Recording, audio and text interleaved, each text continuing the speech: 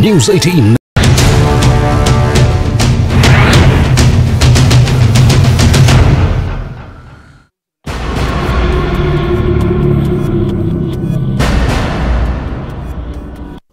नमस्कार, मैं हूं प्रवीण दुबे।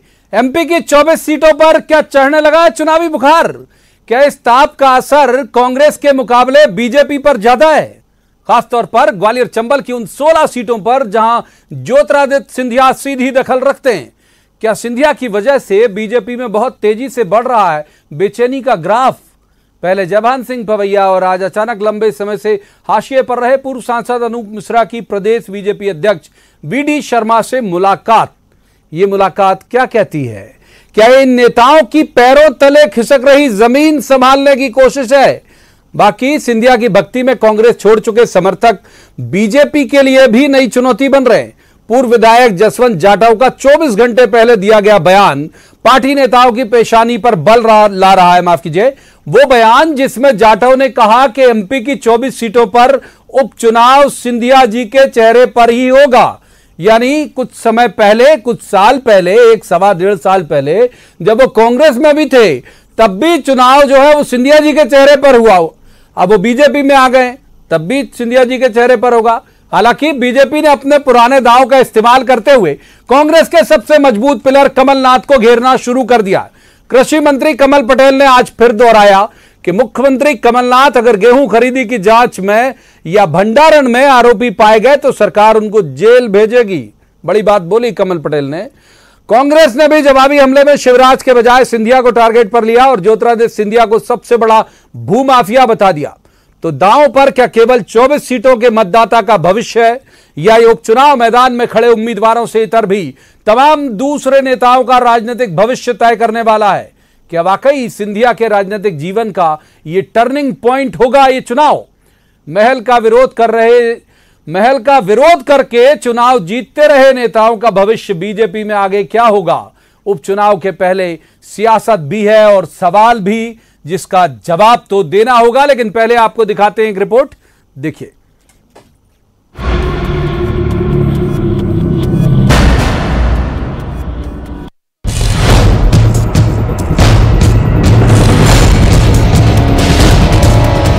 लाइन में चल रहे बीजेपी सांसद अनूप मिश्रा बेशक बेबाक कहे जाते हैं, लेकिन इस बार उन्होंने क्या कहा इससे जरूरी है क्यों कहा। क्यों 1 साल का अज्ञातवास उन्हें तोड़ना पड़ा? क्योंकि प्रदेश बीजेपी अध्यक्ष वीडी शर्मा से मुलाकात। इस बेचैनी की वजह क्या सिंधिया है? सिंधिया समर्थकों की बीजेपी में आमद के बाद गोहद, मुरैना, ग्वालियर, बमोरी जैसी कई सीटें हैं जहां दिग्गजों का चुनाव दंगल की शक्ल लेने वाला है। नई बहू जब जिस तरह परिवार में आती है और घर के बड़े बूढ़े उसका परिचय कराते हैं, जब दामाद ससुराल में पहुंचता है तो वहां के लोग बड़े बूढ़े उसका परिचय सबसे कराते हैं। ऐसे हमारी भी जवाबदारी है कि हम उन लोगों का परिचय पार्टी के सभी कार्यकर्ताओं से कराएं। जयभान सिंह पवैया की फिर इलाके में सक्रियता और सिंधिया समर्थक विधायक की टेर के चुनाव तो महाराज के चेहरे पर ही लड़ा जाएगा। सियासत में कई सवाल खड़े हो रहे हैं। चुनाव भारतीय जनता पार्टी लड़ेगी, लेकिन भारतीय जनता पार्टी के साथ साथ में बराबर की हैसियत से सिंधिया जी भी जनता के चहेते होंगे। जनता उनके नाम पर वोट देती आई उधर। भारतीय जनता पार्टी के साथ साथ सिंधिया जी बिल्कुल बड़ा चेहरा। क्या बीजेपी ने इस बार टारगेट बदला है? 24 सीटों के चुनाव में क्या निशाने पर अब कमलनाथ हैं? कृषि मंत्री कमल पटेल का बयान क्या कहता है? और तिलमिलाई कांग्रेस का पलटवार भी सुनिए। 30,000 रुपए खर्च करके उसके खाते में आ गए 23,10,000 और ये बड़ा घोटाला पूरे प्रदेश में किया, जिसकी जांच करा रहे हैं और इसमें कमलनाथ जी दोषी होंगे तो उनको भी जेल भेजेंगे। बीजेपी के लोग कहते थे कि भैया कमलनाथ जी ने भूमाफियाओं पे अंकुश लगाया, सबसे बड़ा भूमाफिया तो ज्योतिरादित्य सिंधिया। ग्वालियर चंबल से अलग मालवा, निमाड़ और मध्य की सीट पर होने वाले विधानसभा उपचुनाव में भी राजनीतिक परिवारों की साख दांव पर है। दीपक जोशी, मुदित शेजवार की दावेदारी समेत गौरी शंकर शेजवार क्या सिंधिया और उनके समर्थकों की भेंट जाएंगे? सवाल ये है कि कांग्रेस की सत्ता में बेचैन रहे सिंधिया क्या बीजेपी की नई बेचैनी बन रहे हैं? जवाब तो देना होगा। Bureau report, news 18 Madhya Pradesh, Chhattisgarh. तो रस्मन सबसे पहले मेहमानों का परिचय मैं आपसे करा दूं। हमारे साथ हैं पंकज चतुर्वेदी, ये बीजेपी के नेता हैं, सिंधिया जी के बेहद करीबी माने जाते हैं। पंकज जी का बहुत स्वागत है। दूसरे मेहमान कुणाल चौधरी, ये युवा और ऊर्जावान विधायक हैं, कांग्रेस के हैं। कुणाल जी का बहुत स्वागत है। और तीसरे मेहमान पत्रकारिता का बहुत चर्चित चेहरा है, दिनेश गुप्ता। दिनेश जी का भी बहुत स्वागत है। शुरुआत कर लेते हैं पंकज जी से। पंकज जी, ग्वालियर चंबल की पूरी राजनीति या तो महल के पक्ष में या महल के खिलाफ चलती थी अभी तक, बीजेपी और कांग्रेस के संदर्भ में मैं बात कर रहा हूं। तो जिन लोगों का पूरा कैरियर जो है अभी तक चला महल का विरोध करते करते, अब वो महल के पक्ष में आ पाएंगे क्या? ऐसी कोई बेचैनी तो नहीं उनके मन में? देखिए प्रवीण जी, लोकतंत्र में मुझे नहीं लगता कि 1947 के बाद जब देश आज़ाद हुआ और जब देश लोकतांत्रिक प्रक्रिया में गया तो कहीं भी किसी भी चुनाव में, किसी भी राजनीति में कोई महल जैसा फैक्टर रहता है। ये मीडिया की भाषा में विश्लेषकों के तौर पर जरूर नजर आता, पर धरातल पर ऐसा नहीं है। और यहाँ लोकतांत्रिक जिसको समझते हैं उस सर मैं उसी बात को तो दे रहा हूं सर कि लोकतांत्रिक व्यवस्था है जहां आदमी जिसको योग्य समझता है अपना प्रतिनिधि चुनने के लिए, उसको वोट देकर विजयी बनाता है। तो मुझे नहीं लगता कि कोई महल जैसा फैक्टर प्लस या माइनस में रहता हो।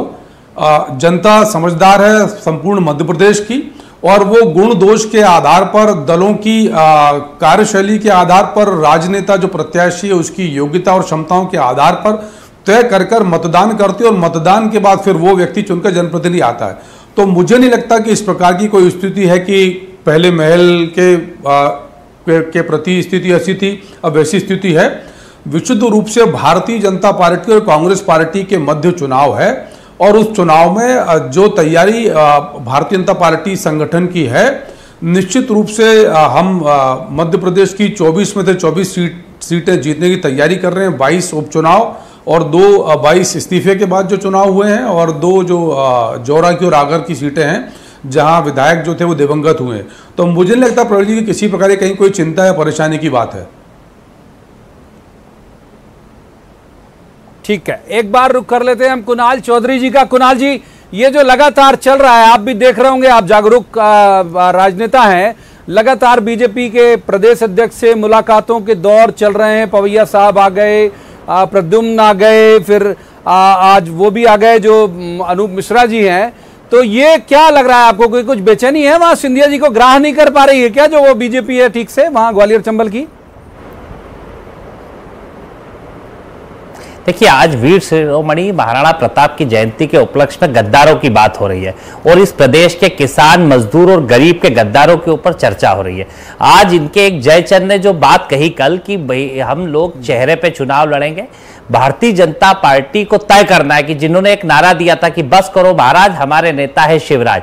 अब नेता इनका कौन होगा, किसको नेता बनाएंगे, किसके चेहरे पे चुनाव लड़ेंगे, तो ये तो ऐसा लगता है कि किसी का सिंदूर, किसी का मंगलसूत्र। और कल से पता पड़ा कि ये बिके हुए जयचंद अपना सरनेम भी बदल ले। स्पष्ट है, बिके हुए योद्धाओं पे, खरीदे हुए योद्धाओं पे युद्ध नहीं लड़ा जाता है। और जिस प्रकार से इन जयचंदों को भरोसा नहीं है भारतीय जनता पार्टी के ऊपर कि भारतीय जनता पार्टी को जनता ने सुपड़ा साफ कर दिया था, लेकिन आप तो बताती हो, आपको क्या लेना देना कि किसका सिंदूर, किसका मंगलसूत्र? आप तो बारात में जाओ, शामिल हो। हम ऐसे गद्दारों की बारात में नहीं जाते जिन्होंने इस मध्य प्रदेश के किसान, गरीब, मजदूर के साथ गद्दारी करी हो। और ऐसे जयचंद और गद्दारों की बारात में भी जाना कांग्रेस पार्टी के लोग पसंद नहीं करते हैं। स्पष्ट है, जनता का जनादेश दिया था, और ये खरीदे हुए जनादेश पे बिगर पैर की जो सरकार चल रही है, अभी इस 24 चुनाव के बाद जनता इन्हें घर भेजने की तैयारी में। आज डर बीजेपी में यह है कि किसके माथे पे ठीकरा फोड़ा जाए। एक कहता है संगठन पे तो शिवराज जी घबराते हैं, दूसरा कहता है मिस्टर जयचंद के ऊपर चुनाव लड़े। तो ये किसी के ऊपर भी लड़ ले, 24 के 24 चुनाव कांग्रेस पार्टी जीतेगी, और कहीं ना कहीं इन्हें आईना दिखाएगी कि गद्दारों को सबक सिखाएगी जनता। ठीक है, एक बार हम दिनेश जी का रुख कर लें, फिर जाएंगे पंकज जी के पास। अक्सर पॉलिटिकल डिबेट में हमारे जो गैर राजनीतिक मेहमान हैं वो छूट जाते हैं कई बार। दिनेश जी, आप कैसे देख रहे हैं? आप बेहतर निष्पक्ष आकलन कर पाएंगे? ये जो बेचैनी है जो दिख रही है, स्पष्ट तौर पर दिख रही है, लगातार आना जाना। आप और आगे तक चलते हैं, अगर आप सहमत हो तो हम गोहद भी चल सकते हैं, रणबीर जाटव और लाल सिंह आर्य वाला मसला, हम मुरैना चल सकते हैं, रघुराज कंसाना और रुस्तम सिंह वाला मसला। आपको लग रहा है कि बहुत तेजी से बाहें फैला के स्वागत करेगी वहां के जो भाजपा इकाई है सिंधिया जी का, या फिर टकराव है? देखिए प्रवीण जी, ये जो बेचैनी है आपको दोनों तरफ देखने को मिल रही। आप जो सिंधिया जी के साथ जो लोग भारतीय जनता पार्टी में गए हैं उनमें भी स्वाभाविक तौर पर बेचैनी होगी, क्योंकि जब नए घर में जाते हैं, नए लोगों से आपके पास जब के बीच में जब होते हैं तो आप जो है अपने आप को कंफर्टेबल नहीं पाते। और राजनीति में तो जब प्रतिद्वंदी के साथ आपको खड़ा होना हो तो बड़ा मुश्किल होता है। जो लोग ग्वालियर चंबल की राजनीति में जिन लोगों का विरोध करके जो है विधानसभा में पहुंचते रहे, सत्ता में पहुंचते रहे, वही आज उनके साथ खड़े हुए हैं। अब या तो उनका चुनाव प्रचार करना पड़ेगा, उनके साथ खड़ा रहना पड़ेगा, या फिर उनका विरोध करना पड़ेगा। दो ही विकल्प होते हैं। तो बेचैनी केवल ऐसा नहीं है कि आप केवल भारतीय जनता पार्टी के नेताओं में है, बेचैनी उन लोगों में भी है कि वो किस तरह से आगे का जो रास्ता है सिंधिया जी ने किस तरह से प्लान किया हुआ, उनके भविष्य किस तरह से प्लान किया हुआ है, या आगे कैसे उनको राजनीति करना है। क्योंकि ये जो कोरोना का समय है, 2 महीने लॉकडाउन में हो चुके हैं, हम ये देख रहे हैं कि राजनीति का जो केंद्र है वो केवल शिवराज सिंह जी चौहान है। तो शिवराज सिंह चौहान जब राजनीति का केंद्र है तो उन लोगों में स्वाभाविक तौर पर बेचैनी होगी जो सिंधिया जी के साथ गए हैं। और उस क्षेत्र में जो सिंधिया जी का विरोध करके राजनीति करते रहे हैं उनमें तो निश्चित तौर पर होगी। क्योंकि अब ये सवाल उठेगा ना कि आप यदि जयभान सिंह पवैया हैं जो विरोध करते रहे, अब वो उनका भविष्य किस तरह का होगा। तो आगे जो ये चुनाव तो मुझे लगता है कि किसी तरह से भारतीय जनता पार्टी मैनेज कर लेगी, क्योंकि बाई इलेक्शन है और उपचुनाव में सरकार बचाना जो है सबसे महत्वपूर्ण काम है। तो ये जो लोग जिनमें बेचैनी है वो नेता भी इस सच को अच्छी तरह जानते हैं कि इस वक्त हमारी ये जो बेचैनी है और ये विद्रोह के तौर पे सामने आई तो सरकार भी चली जाएगी। तो मुझे लगता है ये हम 2023 के लिए ये चीजें सोच सकते हैं कि 2023 की राजनीति का परिदृश्य क्या होगा। क्या जो लोग बेचैन हैं वो सिंधिया जी के साथ होंगे या फिर एक अलग लाइन लेकर भारतीय जनता पार्टी में चल रहे होंगे। बिल्कुल ठीक कह रहे हैं आप। एक बार पंकज चतुर्वेदी जी का रुख कर लेते हैं। कुणाल चौधरी जी की बात का जवाब देने के लिए बहुत देर से बेचैन है, लेकिन मैं एक सवाल अपना भी जोड़ देता हूं। पंकज जी, मैं भी लंबे वक्त से यहां पत्रकारिता कर रहा हूं और जानता हूं एमपी के बहुत सारे राजनीतिक परिदृश्य को। हमने करुणानिधि और जयललिता वाला माहौल कभी नहीं देखा एमपी की सियासत में। और जहां तक मुझे याद है कमलनाथ जी की सरकार के दौरान भी कभी नहीं कहा गया कि शिवराज जी को जेल में डाल देंगे। अब कमल पटेल कह रहे हैं कि साहब कमलनाथ जी को भी जेल में डाल देंगे हमको। ये स्तर कैसा है, या फिर वाकई कुछ बहुत चौंकाने वाला सबूत मिल गया है सरकार को कि बस कमलनाथ जी के खिलाफ माहौल बनाया जा सकता है? देखिए प्रवीण जी, पहले तो मैं कांग्रेस पार्टी का होमवर्क हमेशा की तरह कमजोर है। आज राणा प्रतापनी महाराजा छत्रसाल की जयंती है तो कांग्रेस अपना ज्ञान दुरुस्त करे जिसका कांग्रेस में अभाव है, नंबर 1। नंबर 2, नेतृत्व में बहुत स्पष्ट है कि कमल का निशान भारतीय जनता पार्टी का नेता नेतृत्व चेहरा है और कमल के प्रतिबिंब में शिवराज सिंह चौहान साहब भी हैं, सिंधिया जी भी हैं और तमाम छोटे बड़े कार्यकर्ता हैं।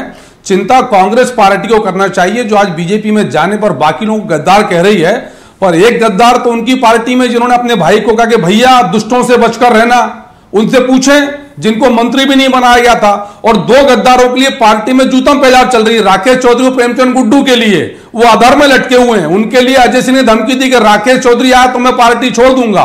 प्रेमचंद गुड्डू के लिए 3 विधायक सज्जन सिंह वर्मा जी, महेश परमार और रामलाल मालवी तीनों कह रहे कि अपना फैसला लेने को स्वतंत्र है। तो जो इनके हिसाब से सूट करे वो गद्दार, या जो सूट नहीं करे वो गद्दार नहीं। तो कांग्रेस पहले अपनी परिभाषाओं को तय करे और यह तय करे कि जिस प्रकार की जूतम पेजार कांग्रेस पार्टी में है प्रवीण जी, सब कुछ लुटा चुके, सत्ता चली गई, सड़क पर आ गए, पर फिर भी कह रहे हैं बीजेपी कैसे चुनाव जीतेगी। मैं बड़ी विनयपूर्वक चुनौती दे रहा हूं कांग्रेस के तमाम नेताओं को, क्योंकि मैं जानता हूं सबकी हैसियत और क्षमताएं। ये 24 ढंग के प्रत्याशी खड़े कर ले प्रवीण जी, वो बड़ी बात है। ये तो इस बात का इंतजार कर रहे हैं कि कोई इनको मिल जाए जो कांग्रेस के नाम पर चुनाव में अपनी गर्दन कटाने को तैयार हो। चुनाव जीतना प्रवीण जी दूर की बात है, ये कैंडिडेट खड़े कर लें। और जहां तक कमल पटेल जी के बयान का सवाल है प्रवीण जी, तो कानून अपना काम करेगा। ये ऐसी बोली थोड़ी लगानी पड़ेगी कांग्रेस को दुकान में, जैसे सबके ऊपर मंडियों में आवाज आती है आ जाओ ले जाओ, जैसा तो टिकट तो नहीं बुला बुला के टिकट तो नहीं दोगे। कुणाल चौधरी जी, वही स्थिति है, आइए टिकट ले लीजिए, हमारे पास कोई नहीं है। हो गया, थोड़ा आराम करो। ये स्थिति प्रेमचंद गुड्डू और राकेश चौधरी, राकेश सिंह से अगर इन्होंने सबक ले लिया होता तो ज्यादा बेहतर होती, इनको भी पता पड़ जाता कि इसकी क्या स्थिति होती है। और जिस गलत फहमी में है कि मिस्टर जो है हमारे जयचंद, जिनके कारण सीटें जीती थी, एक साधारण से कार्यकर्ता ने उस जयचंद को लोकसभा में धूल चटा दी। और उस लोकसभा में 5 विधानसभा चुनाव हैं जिनके अंदर 2 अशोकनगर के, 2 शिवपुरी के और 1 गुना का।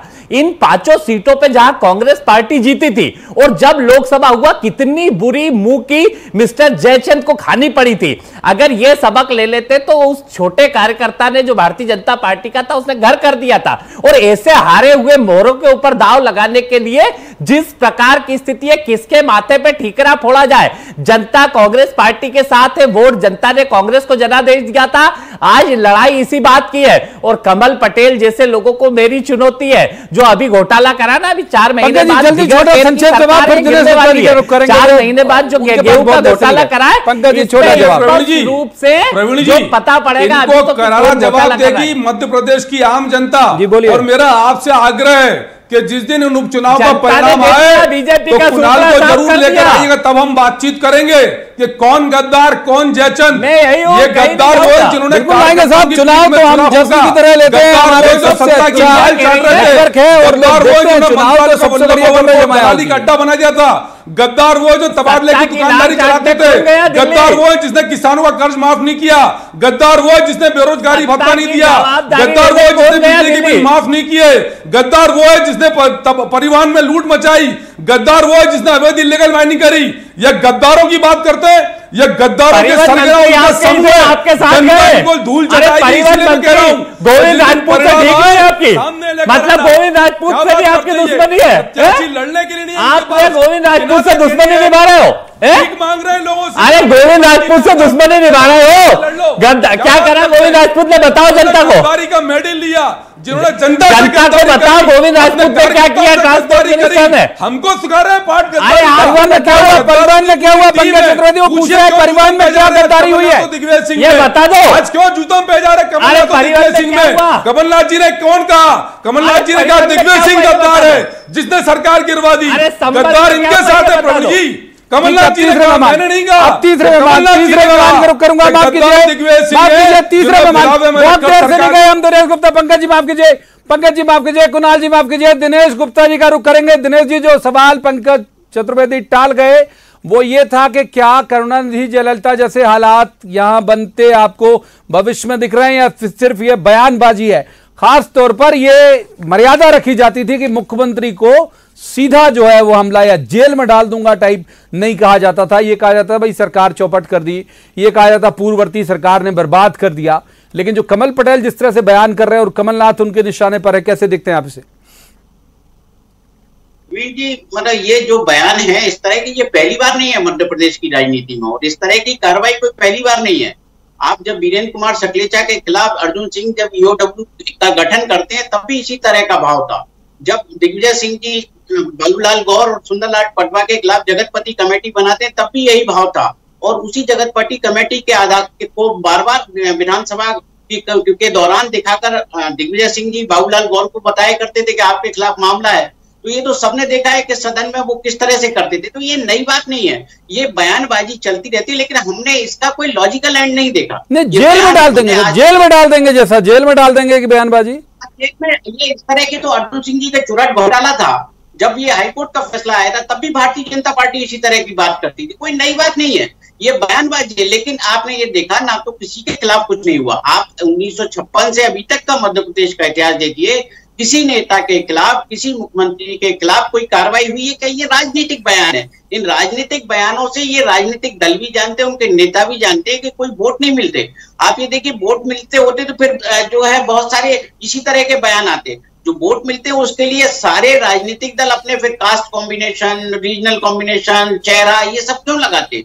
ये तो सब चीजें राजनीतिक एक माहौल बनाने के लिए है और उसी माहौल के तहत ये इस तरह के बयान दिए जा रहे हैं। आप देखिए, चुनाव से पहले आप 2018 का विधानसभा चुनाव याद करिए कि व्यापम को लेकर, ई टेंडरिंग को लेकर किस तरह की बातें हो रही थी। ऐसा लग रहा था कि चुनाव का परिणाम आते ही शिवराज सिंह जी चौहान को जेल में डाल देंगे। इस तरह की चीजें हमने देखी थी और जिस तरह से जो है कार्रवाई हुई 15 महीने में वो भी हमने देखा। ठीक बात है, उस समय जरूर देखे थे। हाँ। सारी लोग विपक्ष के खिलाफ जो है किया जाता है, किस तरह से जांच की जाती है और किस तरह से एफआईआर दर्ज की जाती है, ये हम सबके सामने है। ठीक बात, ठीक बात। एक बार कुणाल चौधरी को रोक लेते हैं। कुणाल जी, जो पंकज चतुर्वेदी कह रहे हैं कि लोग नहीं मिल पाएंगे आपको उतने जितने जरूरत है, क्योंकि ग्वालियर चंबल संभाग में अगर मैं देखूं तो गोविंद सिंह या केपी सिंह ऐसे एक दो नाम छोड़ के अब तो बड़े नाम बचे नहीं, सारे तो महल में समाहित हो गए। आपके पास 16 सीटें वहां हैं।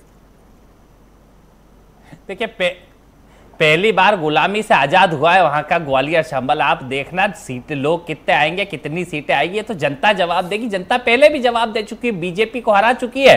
अब वो कहते हैं ना, दिखने में ढोल बहुत बड़ा होता है पर अंदर से पोलम पोल होता है। तो ये जो ढोल है ना, मिस्टर कंस और मिस्टर जयचंद, इन ढोलों की ढोल बजती रह जाएगी। और जो कोहिनूर हीरा है कमलनाथ जी, इनके नेतृत्व में बिजली की बात कर रहे थे तो बिजली विभाग ने एक दिया कि भैया अगर बिल कम लाना है तो कमलनाथ जी को जिताना है और बीजेपी को भगाना है। ये किसान की बात कर रहे हैं तो रोज देख लो जाके क्या लाइन लगी हुई है।